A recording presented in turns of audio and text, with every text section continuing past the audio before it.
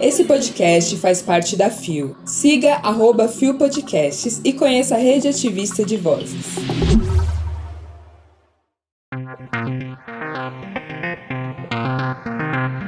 Como o inglês perdeu o gênero gramatical?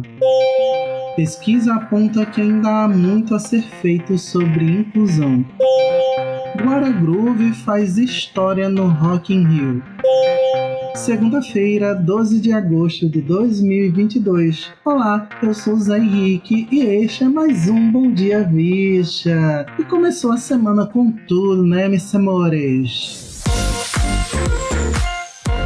Levanta, viada, vamos assim! O seu podcast diário de notícias sobre as comunidades LGBTQIAP+. 6 e ônibus. Deu no terra nós. Nem masculino, nem feminino, nem neutro. Como o inglês perdeu o gênero gramatical. Publicado em 4 de setembro de 2022 por William Marques.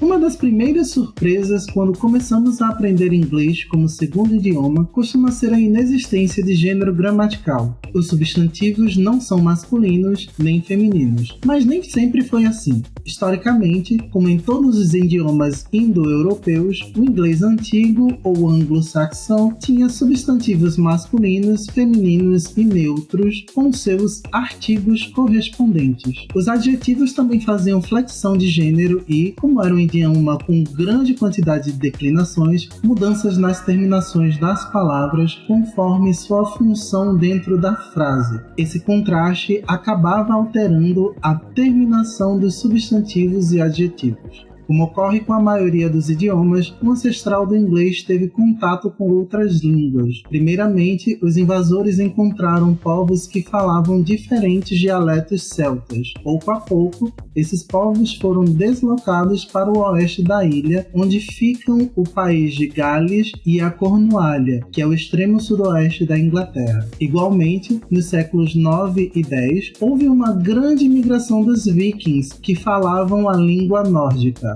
ou escandinava, e se assentaram na região de Yorkshire, no norte da Inglaterra. A migração viking foi um importante catalisador para mudanças no inglês, segundo Robert McCall Miller, professor de linguística e de idioma escocês da Universidade de Aberdeen, na Escócia. Miller diz que o nórdico tem parentesco próximo com o inglês e ambos provavelmente foram, em parte, compreensíveis entre si naquela época, o que causou profundos efeitos. Além disso, o idioma ancestral nórdico, como o norueguês moderno, não tem artigo definido antes do substantivo. Ele tem uma partícula definida, um sufixo usado no final da palavra. Tudo isso alterava a declinação dos substantivos e adjetivos de acordo com a sua função em cada frase. Imagine Yorkshire no século IX, propõe o professor Miller, referindo-se a uma conversa entre falantes do idioma anglo-saxão e do nórdico vivendo lado a lado.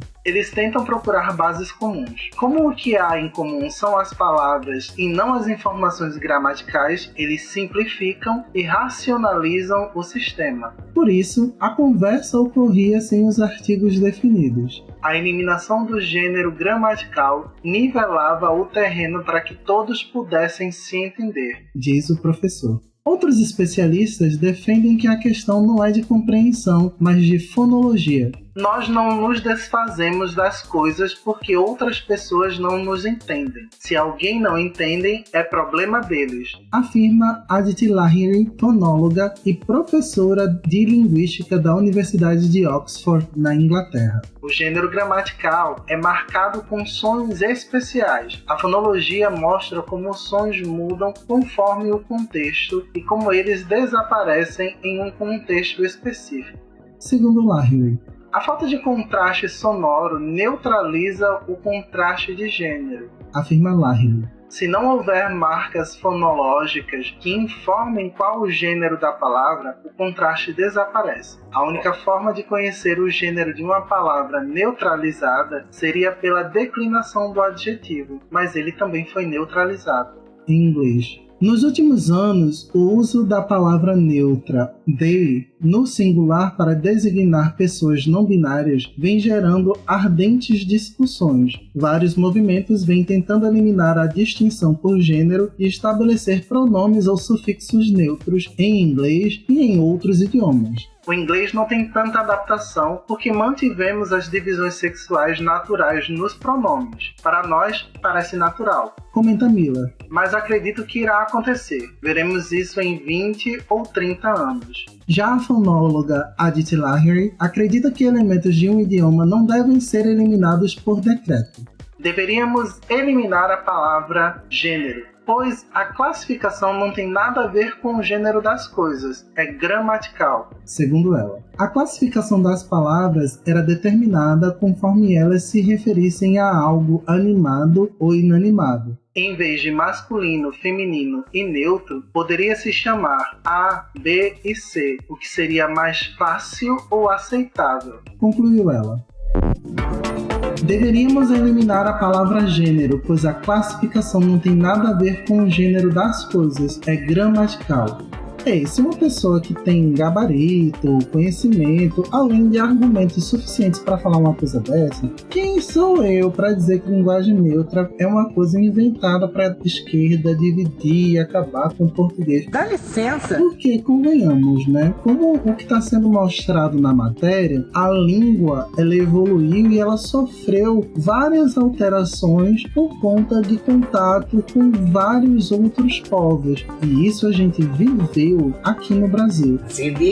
Então, nossa linguagem tem todo o direito de ser modificada, principalmente a linguagem que é verbalizada no dia a dia, não necessariamente como a própria Aditi Lahiri fala, a gramática, mas a linguagem sim. O gênero das coisas não tem nada a ver com a gramática. Tá entendendo? Então, isso quer dizer que a gente pode aplicar a nossa linguagem na anulação do gênero ou na permanência do gênero, não necessariamente levando em consideração se isso é gramaticalmente correto ou não, porque isso se trata de uma forma de falar e de uma forma de ser entendido e de se mostrar enquanto pessoa, correto? Exatamente. Porque fica aí o alerta de que se você tá arrumando esse tipo de desculpas, é porque você quer ser transfóbico de graça. Você tá pensando o quê? Que travesti é bagunça? A matéria também tem várias outras informações, como o registro do idioma escrito com o primeiro sinal existente do gênero neutro, que data por ali do século X, numa coletânea inglesa dos famosos evangelhos de Lindisfarne, que é um dos mais importantes manuscritos remanescentes da Inglaterra anglo-saxã. Para você conferir toda a matéria e também para você ver mais coisas sobre a perda do gênero na linguagem inglesa, você pode acessar o link que está aí na descrição. Deu no Observatório G. Inclusão avança, mas ainda há muito a ser feito, aponta nova leva de dados inéditos do estudo Nielsen, publicado em 5 de setembro de 2022 por Catherine Carvalho. O tema diversidade é vasto e denso. Muitas empresas vêm acoplando em seus segmentos políticas que visam trazer mais diversidade e inclusão nos espaços diversos. Nesse sentido, empresários opinam e reforçam a necessidade de efetivar tais medidas. De forma geral, a diversidade é uma fotografia da empresa que deve parecer o máximo possível com o retrato da sociedade. A Nielsen acaba de liberar a nova leva de dados da segunda edição da pesquisa Comunidade LGBT+. O que está em foco? As informações inéditas revelam que a inclusão da comunidade teve avanços, mas mudanças estruturais precisam ser feitas para aumentar a representatividade. O levantamento tem como objetivo estimular a inclusão e promover a diversidade ao abordar questões sociais e revelar hábitos de consumo de mídia deste grupo e da população em geral. Dentre os destaques estão que os serviços de streaming são considerados um dos mais lucrativos, com o aumento de programas voltados à comunidade. O nível de confiança no futuro da comunidade não ser alto é emblemático. Precisamos fugir de campanhas pontuais, pois a inclusão acontecerá de verdade quando as empresas distribuírem esse tema em todos os dias do ano e em todas as áreas, não apenas na parte criativa de como uma marca se comunica com a audiência. Contextualiza Sabrina Barles, líder de Measurement da Nielsen Brasil. A falta de inclusão em publicidade de marcas leva a comunidade a se apegar menos ao produto e mais à mensagem. De acordo com o levantamento, os consumidores acreditam 3 vezes mais que a população em geral nesta premissa, 22% contra 7%. Enquanto 64% da população em geral acha que o produto e a mensagem foram relevantes, apenas 49% do público LGBT+, pensa da mesma forma. Os dados expõem também que 50% dos entrevistados da comunidade estão incertos sobre serem inseridos no futuro em propagandas e conteúdos de marca, apesar de 61% terem respondido que se sentem um pouco mais incluídos. Tá, querida? Quer Pikmani das gatas? Quer? Tá fazendo um trabalho coerente. Se diga, hein? Começando com a equipe que cuida da publicidade do seu produto. Afinal, quer las maletas rositas, papi? GLBT? Diversidade? Nós somos 10% do PIB nacional, então tá na hora de acordar. Porque se você quer fazer um trabalho, se você quer demonstrar, se você quer que uma parte da população compre, pois mulher, arrasa lá o botão, arrasa lá toda a equipe que vai trabalhar com isso e paga para fazer um bom serviço para que isso seja revertido da forma que vocês querem que seja revertido. Gata. E se não, mulheres, homens, não binários, nós não vai gastar com essas coisas, né? Porque nós sabemos que a gente só gasta com coisa que vale a pena mesmo. Tá entendendo? A gente também vai deixar aí na descrição o link para o resultado da pesquisa. E para você conferir a matéria na íntegra, é só clicar no link que também vai estar aí na descrição. Deu na mídia ninja. Glória Groove é a primeira drag queen a fazer a apresentação solo no Rock in Rio, publicado em 8 de setembro de 2022 por Rod Gomes via Planeta Foda.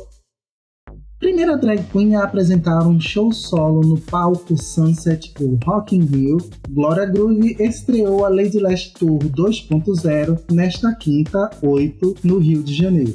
Se aprofundando ainda mais na pegada rock and roll que já aparecia na turnê anterior, a cantora trouxe novos arranjos musicais, tendo como destaque a reestruturação da sua banda com metais e instrumentos clássicos que dão o tom dos distintos segmentos do espetáculo. Em entrevista ao Fantástico, Glória falou sobre a importância deste momento para sua carreira. Há pouquíssimo tempo atrás, era inimaginável a gente ter uma artista como eu em um espaço como esse, tendo essa credibilidade. Mas eu nunca duvidei que isso era possível. Eu sempre fiz o meu trabalho acreditando que eu poderia sim, como uma drag queen, dividir espaço com os grandes artistas da música. O que eu estou vendo hoje é um grande sonho se tornando realidade. Comentou a cantora, que agradeceu ao vivo à cultura drag queen e a todas que trilharam o caminho para que ela pudesse estar ali. Dentre as homenagens da noite, Glória celebrou grandes figuras do rock nacional com versões de Máscara da Pitty, Exagerado e Malandragem, famosas nas vozes de Cazuza e Cássia Eller, respectivamente.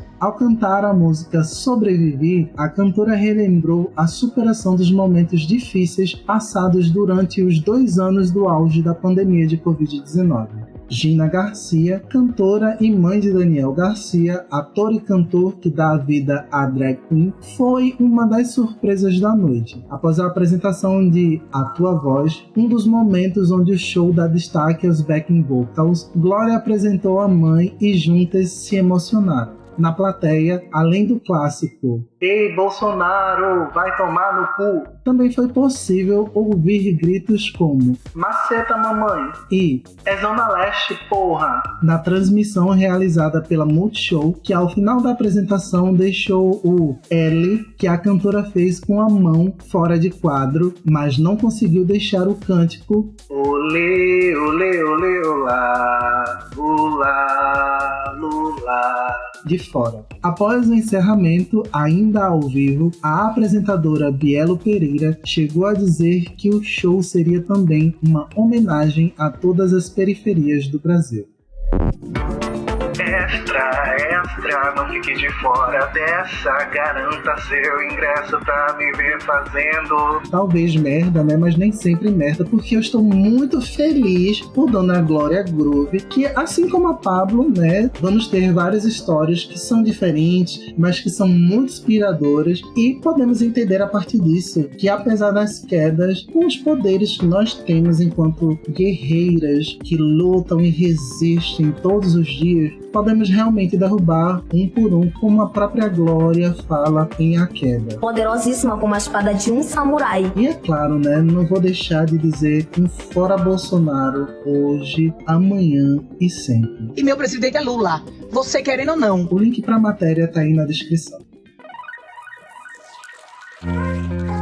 Chegamos ao final de mais um Bom Dia Bicha, e eu cheguei aqui de uma forma que ninguém esperava, porque todo mundo sabe que eu tô aqui na quarta-feira, mas Narinha teve um problema e não pôde estar aqui, então a gente trocou, ela vai estar aqui quarta-feira, dando todas as notícias gostosinhas que só chegam neste dia em que a gente se veste de rosa ou a gente se veste de vermelho, porque é 13 e meu presidente é Lula. Babado, maravilhoso, amei. E aí, gente, mais uma semana que se inicia, e eu vou desejar a todos aqui que os próximos dias sejam bem amenos e sejam muito carinhosos com vocês. A gente merece um pouquinho de paz sempre, porque, né, um descanso pra mente, um descanso pro corpo é ideal. Se coloca no lugar dela 5 segundos. O Bom Dia Bicha tem identidade visual, edição e produção de Rod Gomes, idealização de GG, pesquisa e roteiro de Zé Henrique Freitas, eu mesma, que também apresenta juntamente com Rod Gomes, Isa Potter, Nara Lívia e Bia Carmo. O programa integra a Fio Podcasts. Conheça os outros programas da Rede Ativista de Vozes e não deixe de nos visitar e de nos seguir nas nossas redes sociais. Os links para as redes e para as matérias que você ouviu neste episódio estão na descrição.